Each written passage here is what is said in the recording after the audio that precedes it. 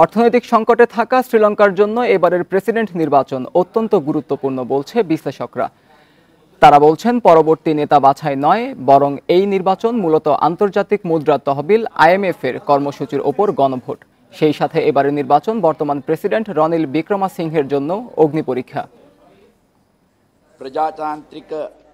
2019 সালে কর কমানোর নীতি প্রবর্তন করেন শ্রীলঙ্কার তৎকালীন প্রেসিডেন্ট গোতাবায়া রাজাপাকসে।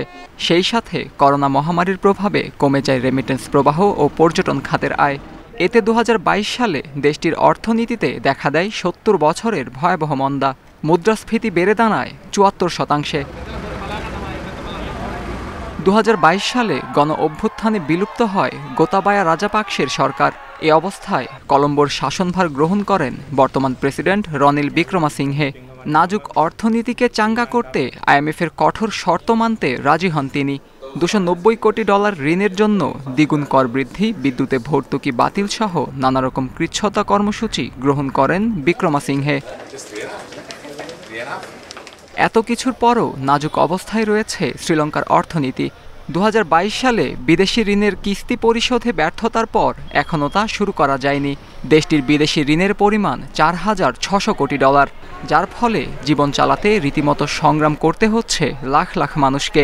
সরকারি পরিসংখ্যান বলছে 2021 ও 22 সালের মধ্যে শ্রীলঙ্কায় দারিদ্র্য দ্বিগুণ হয়ে 25% পৌঁছেছে। এমন পরিস্থিতিতে এবারে নির্বাচনকে পরবর্তী নেতা বাছাইয়ের পরিবর্তে IMF এর কর্মসূচির ওপর গণভোট হিসেবে উল্লেখ করেছেন বিশ্লেষকরা। সেই সাথে এবারে নির্বাচন বর্তমান প্রেসিডেন্ট রনিল বিক্রমাসিংহের জন্য অগ্নিপরীক্ষা বলে মত তাদের।